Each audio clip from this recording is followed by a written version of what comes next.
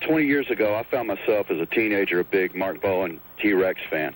Yeah. 20 years later, I'm listening to Soundgarden, and then boom, I buy the disc, and you guys have put a Soundgarden and a T-Rex song together. Whose idea was that, and how did it come about? Well, that was mine. Yeah, because I got a phone call.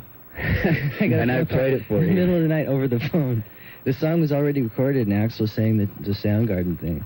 Because the riff was very similar, if not the same, and I just thought it added something to it, and plus, we really like the Soundgarden guys, and that particular song is, I think, a song that I just considered a cult classic, whether it is or not, and it fit together with the T-Rex thing, and when we put the album together, Slash was a big fan of that particular T-Rex song, and I remembered that, and I asked if he wanted to put that on here as one more song, because I thought that would balance things out, and get something else out of our closet that was waiting to be recorded. So I had to sing it, right? Yeah, you had to sing it.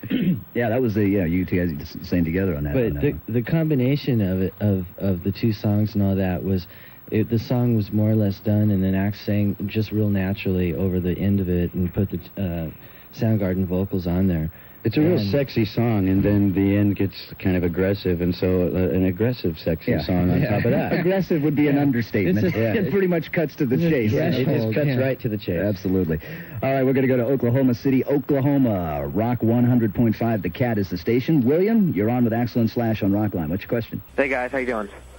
Good. Doing all right. Hi from Amy. I got to make this quick. Amy. How did you do the song?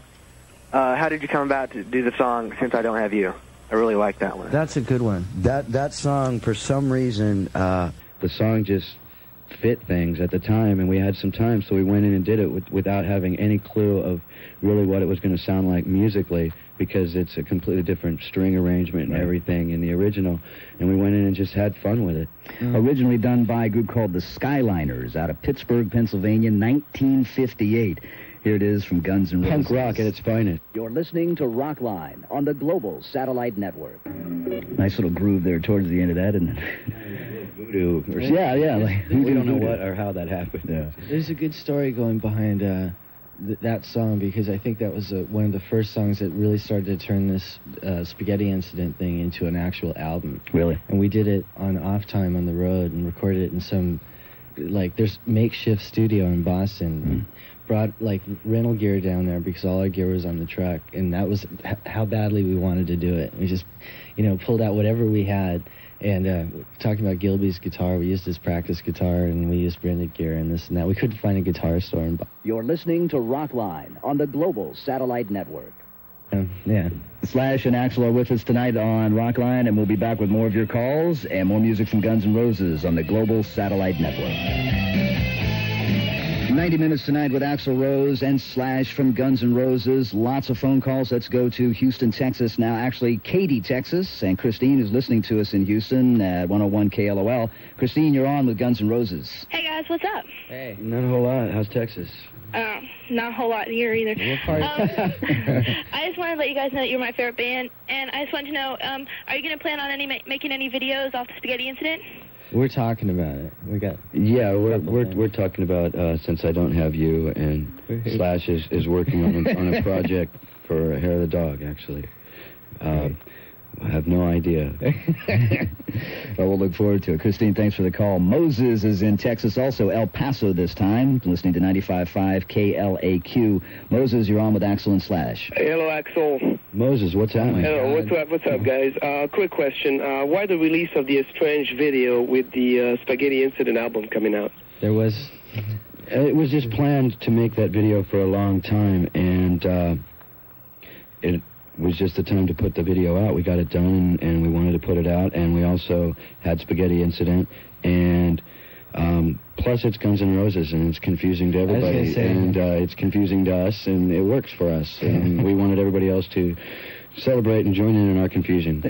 Now, I'm confused. You talked about the video for this song a little bit earlier, but how originally, if I understand it correctly, it was supposed to be part of a trilogy, and it didn't necessarily end up that way, or did it?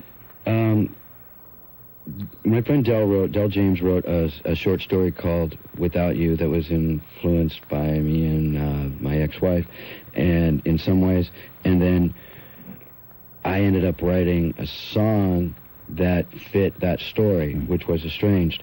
And so that was about, 4 or 5 years ago, and that the story started. Then a couple years later, the song came about, and then we started working on this project. And then in the middle of the project, or 2/3 way into the project, real life kind of changed all the plans, and we had to make something else and figure out how to rise above. As an artist, I had to figure out how to rise above my own creation that meant a lot to me, that I was kind of stopped dead in my tracks and had to figure out how to make something else and like write a whole new thing on top of something that I'd been living to make that I liked even more. And it was a really hard challenge, and myself and the director Andy Morahan was involved in this whole thing all along, and so was Del James and the band, and for all of us, it was a really hard challenge to rise above. Plus, we spent $2.5 million, and we had to put it out. Had to do something. From Use Your Illusion to Estranged. That's Estranged from Guns N' Roses from the Use Your Illusion 2 album. We're going to try to get to some more of your calls here before we say goodnight for Axl and Slash coming up on the Global Satellite Network. Back live all over the United States and Canada with Axl Rose and Slash from Guns N' Roses. Got time for one more call. We're going to head back down to Raleigh, North Carolina, to WRDU 106 in Raleigh. We have Arlene, or is it Earlene, listening to us in Graham, North Carolina. You're on with Axl and Slash. Good evening, Axl and Slash. Good evening. Hi. And the name is Earlene. Earlene, thank you. Earlene in Raleigh. Yeah. Okay, my question Hi, Jennifer.